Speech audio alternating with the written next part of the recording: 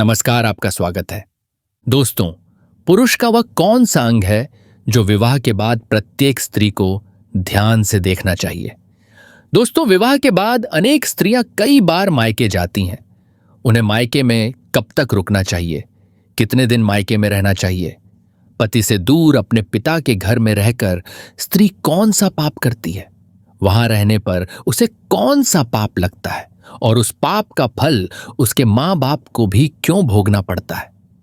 पद्म पुराण के अनुसार पति से दूर पिता के घर में रहने वाली स्त्री एक बहुत ही भयंकर पाप कर बैठती है, जिसका दंड उसके माता पिता, पुत्र और सारे संसार को भोगना पड़ता है। इस वीडियो को पूरा देखने के बाद आपको पता चलेगा कि पुरुष का वह कौन सा अंग है जिसे स्त्री को ध्यान से देखना चाहिए और पति से दूर रहने वाली स्त्री के द्वारा कौन से पाप हो जाते हैं। हर शादीशुदा स्त्री और पुरुष को यह वीडियो अंत तक जरूर देखना चाहिए। दोस्तों, इस विषय में पुराणों में एक प्राचीन कथा का वर्णन मिलता है। आज हम आपको वही कथा सुनाने जा रहे हैं। इस कथा की हर के घटना में बहुत ज्ञान छिपा हुआ है, इसीलिए इसे आप उत्सुकता से ग्रहण करें। तो चलिए सुनाते हैं आपको वह कथा। दोस्तों, एक बार की बात है, देवर्षि नारद जी यमलोक की यात्रा पर निकले। वे धर्मराज यमराज से मिलने जा रहे थे। मार्ग में उन्होंने यमलोक जाने वाले रास्ते के किनारे स्थित कई नरक देखे। इन नरकों में नारद जी ने अनेक स्त्रियों को भयंकर यातनाएं भोगते हुए देखा। उन स्त्रियों का एक एक अंग आग में जल रहा था और वे दर्द से चीख रही थीं। उनके करुण क्रंदन से समस्त मार्ग गूंज उठा। नारद जी ने हैरानी से सुना कि वे स्त्रियां विलाप कर रही थीं। हाय, हमने मायके में रहकर घोर पाप किया है। अब हमें इस पाप से मुक्ति कैसे मिलेगी? उनकी ये बात सुनकर देवर्षि नारद के मन में गहरी शंका उत्पन्न हुई। वे सोचने लगे, ये बेचारी स्त्रियां कौन सा पाप की बात कर रही हैं? क्या मायके में रहना पाप हो सकता है? और यदि ऐसा है तो इस पाप का फल कौन भोगता है? इस रहस्य को जानने के लिए नारद जी ने तुरंत यमराज के दरबार की ओर प्रस्थान किया। यमपुरी पहुंचकर नारद जी यमराज के समक्ष उपस्थित हुए। धर्मराज यमराज ने आदरपूर्वक उनका स्वागत किया और बोले, हे देवर्षि नारद, यमलोक में आपका स्वागत है। आज आपके आगमन का क्या कारण है? निश्चय ही आप कोई महत्वपूर्ण समाचार लेकर आए होंगे। नारद जी ने यमराज को प्रणाम कर कहा, हे धर्मराज, मैं आपके दर्शन करने की इच्छा से ही यहां आया था, परंतु मार्ग में मैंने एक अति विचित्र दृश्य देखा जिसने मेरे मन में कई प्रश्न उठा दिए हैं। यदि आप अनुमति दें तो मैं अपनी शंका आपके सम्मुख रखूं। यमराज ने गंभीर स्वर में उत्तर दिया, हे देवर्षि, निःसंकोच अपने हृदय की शंका मुझसे पूछिए। मैं आपकी जिज्ञासा अवश्य दूर करने का प्रयत्न करूंगा। तब देवर्षि नारद ने निवेदन किया, हे धर्मराज, यमपुरी को आते समय मार्ग में मैंने नारकीय यातना भोग रही कई स्त्रियों को देखा। वे जोर जोर से रोकर कह रही थीं कि उन्होंने पिता के घर में रहकर घोर पाप किया है। मैं समझ नहीं पा रहा हूं कि विवाह के बाद पिता के घर में रहने से ऐसा कौन सा पाप हो जाता है।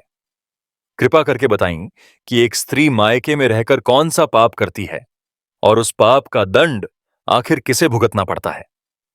यमराज ने नारद जी की बात ध्यान से सुनी और कहा, हे देवर्षि, आपने बहुत उचित प्रश्न पूछा है। आपके इस प्रश्न का उत्तर समस्त मानव जाति के कल्याण से जुड़ा है। प्रत्यक्ष उत्तर देने से पहले मैं आपको महाराज कंस के जन्म की एक कथा सुनाता हूं। इस कथा को सुनने के बाद आपकी शंका भी दूर हो जाएगी और समस्त मनुष्य जाति को एक महत्वपूर्ण शिक्षा मिलेगी। यमराज आगे बोले, ध्यान से इस कथा को सुनिए। जो भी मनुष्य श्रद्धा पूर्वक इस कथा का श्रवण करता है, उसके 32 प्रकार के पाप मैं क्षमा कर देता हूं। देवर्षि नारद उत्सुक होकर बोले, हे धर्मराज, ऐसी पुण्यमयी कथा अवश्य सुनाइए। मैं पूरे मन से इसे सुनूंगा और बाद में संसार में इसका प्रसार भी करूंगा। नारद जी के उत्साह को देख यमराज ने कथा प्रारंभ की। उन्होंने कहना शुरू किया, हे देवर्षि, यह घटना भविष्य में 28वें द्वापर युग में घटने वाली है। अब मैं इसका वर्णन ऐसे करूंगा मानो भूतकाल की कथा सुना रहा हूं। ध्यान से सुनिए।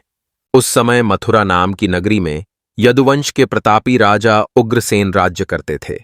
उग्रसेन धर्मपरायण और न्यायप्रिय शासक थे।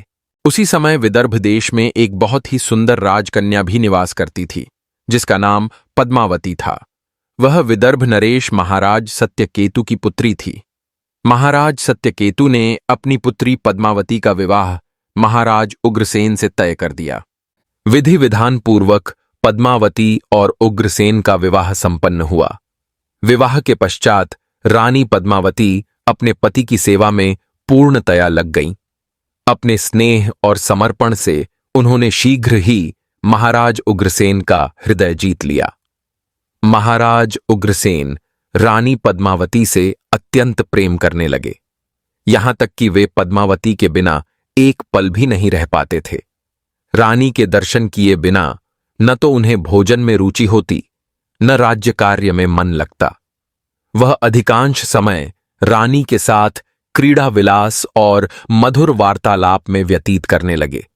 उधर पद्मावती भी अपने पति पर प्राण न्यौछावर करती थीं। दोनों का प्रेम दिन प्रतिदिन गहरा होता गया। कुछ वर्षों बाद रानी पद्मावती के माता पिता को अपनी बेटी की याद सताने लगी। विदर्भ नरेश सत्यकेतु और रानी की मां अपनी पुत्री के दर्शनों को उत्सुक रहने लगे। अंततः महाराज सत्यकेतु ने मथुरा में अपने दूत के हाथ संदेश भिजवाया। दूत ने महाराज उग्रसेन को आदरपूर्वक प्रणाम कर संदेश सुनाया। हे महाराज उग्रसेन, विदर्भ नरेश महाराज सत्यकेतु अपने जमाई राजा को सादर प्रणाम कहते हैं। वे आपका कुशल क्षेम जानना चाहते हैं और आग्रह करते हैं कि यदि आपको आपत्ति न हो तो रानी पद्मावती को कुछ समय के लिए मायके भेज दें। महाराज सत्यकेतु और रानी पद्मावती की माता अपनी पुत्री को देखने के लिए आकुल हैं। उग्रसेन ने दूत का संदेश सुनकर सहमति में सिर हिलाया। उन्होंने ससुर महाराज सत्यकेतु की इच्छा का सम्मान करते हुए अपनी प्रिय पत्नी को कुछ दिनों के लिए पिता के घर जाने की अनुमति दे दी। पत्नी से कुछ समय दूर रहने का निर्णय महाराज के लिए कठिन था, किंतु ससुर के आदर में उन्होंने त्याग करना उचित समझा। पति की अनुमति पाकर रानी पद्मावती अत्यंत प्रसन्न हुईं। उन्होंने महाराज उग्रसेन से विदा ली और राजकीय रथ में सवार होकर विदर्भ अपने पिता के नगर चली गईं। अपने मायके पहुंचकर पद्मावती ने प्रेम पूर्वक माता पिता के चरण स्पर्श किए। अचानक बेटी को अपने समक्ष देखकर महाराज सत्यकेतु और उनकी रानी की खुशी का ठिकाना न रहा। दोनों ने हर्षपूर्वक बेटी को गले लगाया और आशीर्वाद दिया। यमराज बोले, इस प्रकार राजकुमारी पद्मावती विवाह के बाद पहली बार कुछ समय के लिए मायके में रहने लगी। मायके के वातावरण में पद्मावती फिर से बचपन की स्मृतियों में खो गईं। वहां अपनी सखियों से मिलकर वह इतनी आनंदित हुईं कि मानो फिर छोटी बालिका बन गई हों। अब उनके व्यवहार में विवाह के बाद का संकोच भी कम हो गया था। माता पिता के घर वे मुक्त भाव से विहार करने लगीं। अपने बचपन के मित्रों के साथ कभी उपवनों में घूमतीं तो कभी नदी तट और सरोवरों के किनारे मस्ती करतीं। मायके का स्नेह और स्वतंत्रता पाकर वे कुछ समय के लिए अपने पति धर्म के चिंतन से भी निश्चिंत हो गई थीं। इस वृत्तांत को सुनाते हुए यमराज गंभीर हो गए। उन्होंने आगे कहा, एक दिन पद्मावती अपनी सखियों के साथ पास के एक सुंदर पर्वत की सैर पर गईं। उस पर्वत की तराई में हरा भरा रमणीय वन फैला हुआ था, जिसमें तरह तरह के सुगंधित फूलों से भरे वृक्ष लहलहा रहे थे। उसी वन के बीचों बीच मीठे स्वच्छ जल से भरा हुआ एक सुंदर सरोवर था, जिसे सर्वतोभद्र कहा जाता था।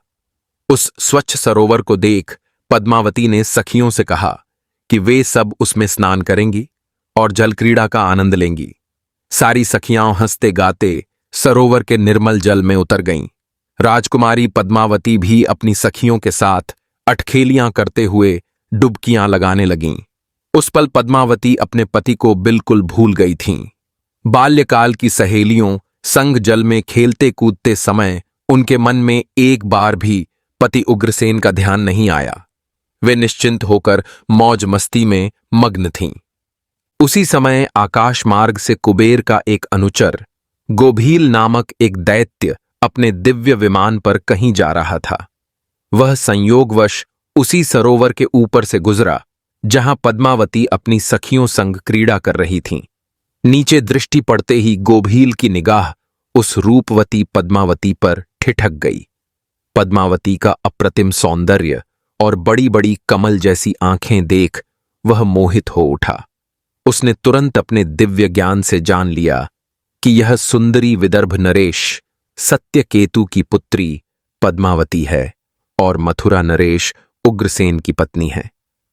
पद्मावती को देख गोभील के मन में तीव्र वासना जाग उठी। वह मन ही मन सोचने लगा, अहो, कैसी अनुपम सुंदरी है। इसका रूप तो देवताओं को भी दुर्लभ है, लेकिन यह पतिव्रता है, अपने आत्मबल से सुरक्षित है। ऐसी सती स्त्री को छल से ही पाया जा सकता है, सीधे इससे कुछ भी करना असंभव है। महाराज उग्रसेन भी कितने मूर्ख हैं जो इन्होंने अपनी रत्न समान पत्नी को मायके भेज दिया। अब कामदेव मेरी बुद्धि हर रहे हैं। मैं इस सुंदरी को प्राप्त करने के लिए क्या उपाय करूं? यह सोचकर उस दैत्य ने एक योजना बनाई। उसने अपने मायावी कौशल से तत्काल महाराज उग्रसेन का रूप धारण कर लिया। अब उसका रूप रंग, वेशभूषा सब कुछ उग्रसेन के समान दिखने लगा। दूर से देखने पर कोई भी अंतर नहीं कर सकता था। रूप बदलकर गोभील उस वन में एक घने वृक्ष के नीचे जाकर बैठ गया। फिर उसने बड़े ही मधुर स्वर में वीणा बजाना शुरू किया। उस संगीत की धुन जादुई थी, जिसमें मन मोह लेने की शक्ति थी। सरोवर में जल क्रीड़ा करती पद्मावती और उनकी सखियों के कानों में जब वह मधुर तान पड़ी तो वे मुग्ध हो उठीं। संगीत की तरफ बरबस सबका मन आकर्षित होने लगा। पद्मावती आश्चर्य से सोचने लगीं, यह मंत्रमुग्ध करने वाला संगीत कौन बजा रहा है? राजकुमारी पद्मावती ने सखियों के साथ उस दिशा में कदम बढ़ाए जिधर से स्वर आ रहा था। कुछ ही दूर जाने पर उन्होंने देखा कि एक घने पेड़ के नीचे एक पुरुष बैठा वीणा बजा रहा है। निकट जाकर देखा तो पद्मावती चौंक पड़ी। वह पुरुष हूबहू महाराज उग्रसेन की तरह दिखाई दे रहा था। पहले तो पद्मावती को अपनी आंखों पर विश्वास नहीं हुआ। वे सोचने लगीं, मेरे धर्मपरायण स्वामी अपना राज्य प्रासाद छोड़कर इतनी दूर इस वन में कैसे आ गए? उनके मन में आश्चर्य और प्रसन्नता का मिलाजुला भाव जागा। तभी पेड़ के नीचे बैठे उस व्यक्ति ने स्वयं ही मधुर स्वर में पुकारा, प्रिय पद्मावती, इधर आओ। मैं तुम्हारे बिना बिल्कुल नहीं रह पा रहा था, इसीलिए तुम्हें लेने स्वयं चला आया हूं। मेरे प्रिय, तुम्हें देखे बिना मुझे चैन नहीं पड़ता था। मैं एक क्षण को भी तुमसे दूर नहीं रह सकता। महाराज उग्रसेन को वहां बैठा देखकर पद्मावती सोचने लगीं, मेरे धर्मपरायण पति अपना राज्य छोड़कर इतनी दूर कब और कैसे चले आए? वह मन ही मन कुछ संकोच में पड़ गईं, परंतु अपने पति को यूं अपने पास पाकर उनके मन में हर्ष भी हो रहा था। अपने पति के ऐसे प्रेमपूर्ण वचन सुनकर रानी पद्मावती लज्जा से भर गईं। उन्हें विश्वास हो गया कि यह स्वयं महाराज उग्रसेन ही हैं, जो प्रेमवश उन्हें लेने वन में आए हैं। पति का यह अथाह प्रेम देखकर रानी पद्मावती मन ही मन धन्य हो गईं। वह शर्माती हुई धीरे धीरे उनके निकट चली गईं।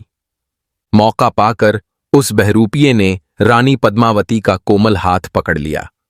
पद्मावती कुछ समझ पाती इसके पहले ही वह उन्हें लेकर वन के और भीतर एक एकांत स्थान पर चला गया, जहां दूर दूर तक कोई नहीं था। घने वृक्षों की ओट में पहुंचते ही उस धूर्त ने रानी को बाहों में भर लिया। पद्मावती को अब तक पूरा विश्वास था कि ये उनके अपने पति हैं। पति प्रेम पर न्यौछावर रानी ने लज्जा त्याग कर स्वयं को उनके आलिंगन में छोड़ दिया। उस छलिए ने इस तरह एकांत में अपनी इच्छा के अनुसार रानी पद्मावती के साथ भोग विलास किया। उसने रानी के साथ वैवाहिक अधिकार की तरह सहवास किया और अपनी काम प्यास बुझाई। उस कुकर्मी राक्षस की वासना शांत होते ही रानी पद्मावती को कुछ असामान्य लगा। महाराज उग्रसेन के शरीर पर एक गोपनीय चिन्ह था, जिसे रानी भली भांति जानती थीं, किंतु इस व्यक्ति के शरीर पर वह चिन्ह कहीं नहीं था। यह देखते ही पद्मावती सन्न रह गईं। उनके पैरों तले जमीन खिसक गई। जिसे वे अब तक अपना पति समझ रही थीं, वह वास्तव में कोई भयंकर धोखेबाज निकला। रानी का हृदय, जो अभी प्रेम और सुख से भरा था, अगले ही पल भय और क्रोध से भर गया। वे तत्क्षण उस व्यक्ति की बाहों से छिटककर अलग हो गईं और हड़बड़ाकर अपने वस्त्र ठीक करते हुए खड़ी हो गईं। उनकी आंखों से आंसू बहने लगे। क्रोध और अपमान से कांपती हुई रानी पद्मावती चिल्लाईं, अरे दुष्ट, तू है कौन? सच सच बता, तुझ नीच ने महाराज उग्रसेन का रूप धरकर मेरे साथ ये घोर छल क्यों किया? तूने एक पतिव्रता नारी की पवित्रता नष्ट करके महापाप किया है। तू महापापी है, अत्याचारी है। अब एक क्षण भी विलंब किए बिना मैं तुझे अपने शाप से भस्म कर दूंगी। यह सुनते ही वह दुष्ट गोभील अपना असली राक्षसी रूप प्रकट करते हुए अट्टहास करने लगा। उसने व्यंग्यपूर्ण स्वर में कहा, हे अभिमानी नारी, मुझे श्राप देने से पहले अपने दोष पर भी एक नजर डाल लो। मैं जन्म से और कर्म से राक्षस हूं। छल कपट और दुष्टता मेरा स्वभाव है। मैंने तो अपने स्वभाववश वही किया जो एक राक्षस करता। तुम मुझे किस अपराध के लिए श्राप देना चाहती हो? यदि मैंने राक्षस होकर अधर्म किया है, तो तुमने पतिव्रता स्त्री होकर कौन सा धर्म निभाया है? रानी पद्मावती ने आंसू पोंछकर कठोर स्वर में उत्तर दिया, हे पापी राक्षस, मैं एक साध्वी पतिव्रता नारी हूं। मेरे मन, वचन और शरीर तीनों में केवल मेरे पति का वास है। मैं उन्हीं की कामना करती हूँ, उन्हीं के लिए व्रत तप करती हूँ। मैं अपने धर्म पथ पर अडिग थी, किंतु तूने मायाजाल रचकर मेरे साथ अनर्थ किया है। तूने मेरा पवित्र तन मलिन कर दिया, मेरा पतिव्रत धर्म नष्ट कर दिया। जान ले, पतिव्रता स्त्री का सतीत्व भंग करने वाले पापी को घोर नरक में स्थान मिलता है। मरने के बाद तू जैसे सूअर की योनि में जन्म लेगा। पद्मावती क्रोध व शोक से कांप रही थीं। उन्होंने आगे कहा, देवता भी पतिव्रता नारी से भय खाते हैं। पतिव्रता के शाप से सूर्य का तेज ठंडा पड़ सकता है, सरोवर सूख सकते हैं और वृक्ष फलहीन हो सकते हैं। संसार का अस्तित्व पतिव्रता स्त्रियों के तप से चलता है, और तूने ऐसी एक पवित्र स्त्री का अपमान करने की घोर धृष्टता की है। मैंने अपने पति का कभी अपमान नहीं किया, सदा उनकी सेवा की है, उनकी आज्ञा का पालन किया है। फिर भी तूने मेरा सतीत्व भंग करने का साहस कैसे किया? तुझे मेरे श्राप से कोई नहीं बचा सकेगा। पद्मावती का तमतमाया चेहरा देखकर भी उस राक्षस पर कोई असर नहीं हुआ। वह क्रूरता से हंसकर बोला, सुंदरी, अब मेरी बात भी सुनती जाओ। जैसे अंधे मनुष्य को कुछ दिखाई नहीं देता, वैसे ही इस समय तुम धर्मरूपी नेत्रों से अंधी हो गई थीं। जिस क्षण तुमने अपने पति का घर छोड़ मायके आने की इच्छा की, उसी क्षण तुम्हारे मन से पति ध्यान लुप्त हो गया। सच्ची पतिव्रता स्त्री तो हर पल केवल अपने पति का ही स्मरण करती है। जब तुम्हारे हृदय में पति से दूर होने का विचार आया, तभी तुम्हारे पतिव्रता धर्म की आंखें फूट गईं। बस तभी तुम मुझे पहचान न सकीं। यदि तुम सच्ची पतिव्रता होती, तो रूप बदलने के बावजूद मुझे देखते ही जान लेती कि मैं तुम्हारा स्वामी नहीं हूं। पतिव्रता नारी सुगंध से भी अपने पति को पहचान लेती है, किंतु तुम तो मायके आकर अपने पति को सर्वथा भूल ही गई थीं। इसीलिए मुझ छलिए को तुम अपना पति समझ बैठीं और मेरे पीछे वन में चली आईं। राक्षस गोभील के ये निष्ठुर वचन सुनकर रानी पद्मावती को अपनी भूल का भान हुआ। उनका क्रोध अब पश्चाताप में बदलने लगा। वह भीतर ही भीतर खुद को कोसने लगीं कि सचमुच उन्होंने अपने पति से दूर रहकर भारी भूल की है। तभी गोभील ने अंतिम बात कही, हे पद्मावती, मैं तुझे भोग कर चला हूं। अब इसके परिणाम स्वरूप तुम्हारे गर्भ से एक ऐसा पुत्र जन्म लेगा जो तीनों लोकों के प्राणियों को दुहक पहुंचाएगा। यही तुम्हारे इस पाप का फल होगा। गोभील यह कहकर वहां से अंतर्ध्यान हो गया। वह आकाश में विलीन होकर अपने लोक को लौट गया। पीछे रह गईं बेचारी पद्मावती, जो इस आघात से मानो अधमरी हो चुकी थीं। जंगल की उस निर्जनता में वह एक वृक्ष का सहारा लेकर फूट फूट कर रोने लगीं। कुछ देर बाद पद्मावती के विलाप की आवाज सुनकर उनकी सखियां घबरा गईं और उन्हें खोजते हुए उस ओर दौड़ीं। सखियों ने पद्मावती को रोते बिलखते पाया तो हक्की बक्की रह गईं। उन्होंने आश्चर्य और चिंता से पूछा, राजकुमारी, क्या हुआ? आप रो क्यों रही हैं? महाराज उग्रसेन कहाँ गए? रानी पद्मावती ने रोते हुए अपने दुहक की कथा सखियों को सुना दी। सखीजन यह जानकर बेहद स्तब्ध हुईं कि रानी पद्मावती जैसी पतिव्रता नारी के साथ ऐसी विपत्ति घट गई। उन्होंने तुरंत पद्मावती को ढाढ़स बंधाया और वहां से ले जाकर महल पहुंचा दिया। मायके लौटकर रानी पद्मावती भय और शोक से थर थर कांप रही थीं। उनकी आंखों से आंसुओं की धारा रुकने का नाम नहीं ले रही थी।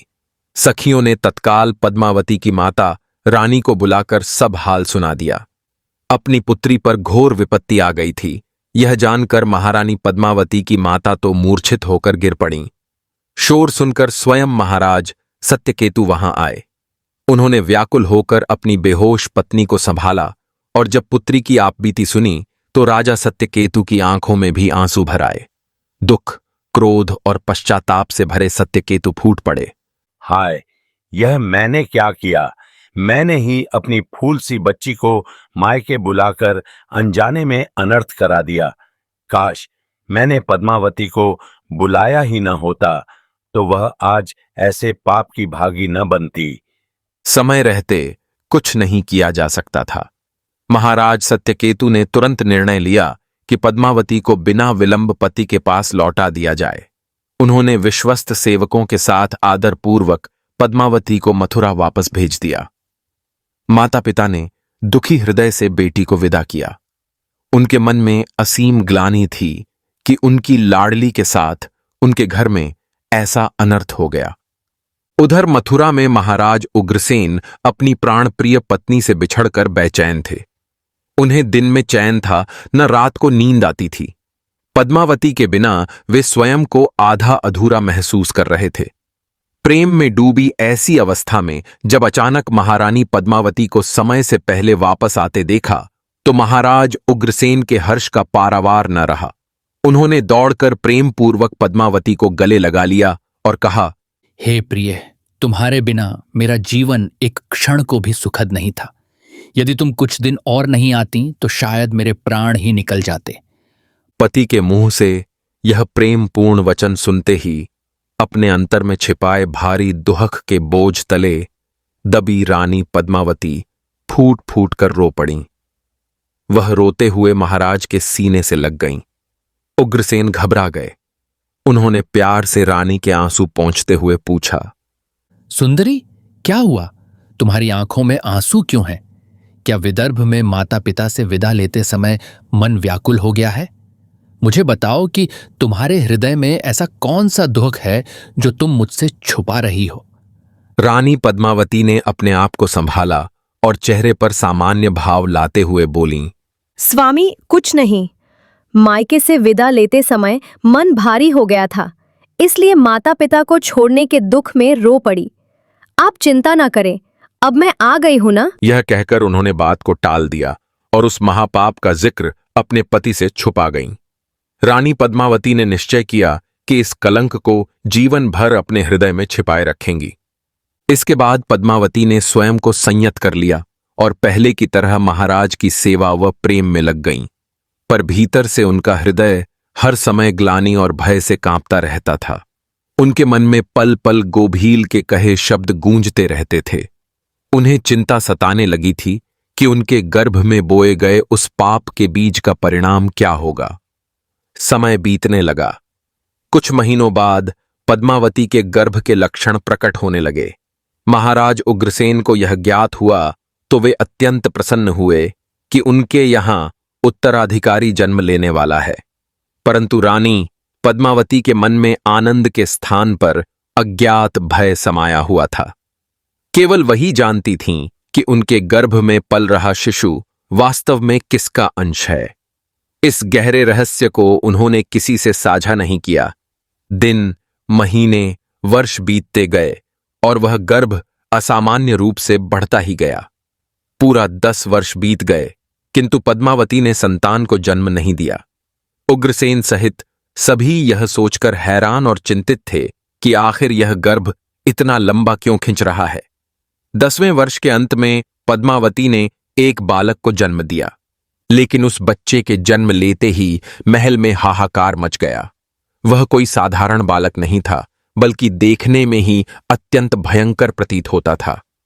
जन्मते ही उसके मुख से अट्टहास जैसी ऊंची चीख निकल पड़ी और उसके नेत्र अंगारे जैसे लाल चमकने लगे। ज्योतिषियों ने उसकी कुंडली देखकर कांपते हुए भविष्यवाणी की कि यह बालक बड़ा होकर अत्यंत अधर्मी और क्रूर शासक बनेगा। यह सुनकर महाराज उग्रसेन और रानी पद्मावती सन्न रह गए। उन्हें समझते देर न लगी कि यह अलौकिक बालक सामान्य मानव संतान नहीं है। यह बालक और कोई नहीं, भविष्य में तीनों लोकों को आतंकित करने वाला कंस था। यमराज ने गहरी सांस लेते हुए कहा, हे देवर्षि नारद, भविष्य में घटने वाली इस घटना का विवरण मैंने आपको भूतकाल की भांति सुना दिया। यही महाराज कंस के जन्म की कथा है। यमराज ने फिर नारद जी को संबोधित करते हुए आगे कहा, अब आपके प्रश्न का उत्तर ध्यान से सुनिए। जो विवाहिता स्त्री शादी के बाद भी पिता के घर में रहती है, वह अनजाने में अपने पति धर्म से विमुख होकर पाप कर सकती है। मायके में रहकर उससे जो पाप होता है, उसका फल अंततः उसके माता पिता को ही भोगना पड़ता है। इसलिए विवाह के बाद किसी पिता को अपनी पुत्री को लंबे समय तक मायके में नहीं रखना चाहिए। धर्मराज यमराज बोले, स्त्री का विवाह जिस पुरुष के साथ हुआ है, उसी के घर में रहना उसका परम कर्तव्य है। ससुराल में रहकर जब वह भक्ति भाव से अपने पति की सेवा करती है, तो उससे पति और पिता दोनों कुलों की कीर्ति बढ़ती है। पर मायके आकर स्त्री फिर से अपने बचपन के सुख में मग्न होकर पति को भूल सकती है और उसके धर्म से डिगने का भय रहता है। विवाह के उपरांत उसकी वास्तविक रक्षा उसका पति ही कर सकता है। पति से दूर रहने पर कभी भी उसके मन में विकार पैदा हो सकता है या वह मोहवश किसी परपुरुष के जाल में फंस सकती है। अतः उचित यही है कि विवाहिता स्त्री को उसके पति से दूर न रखा जाए।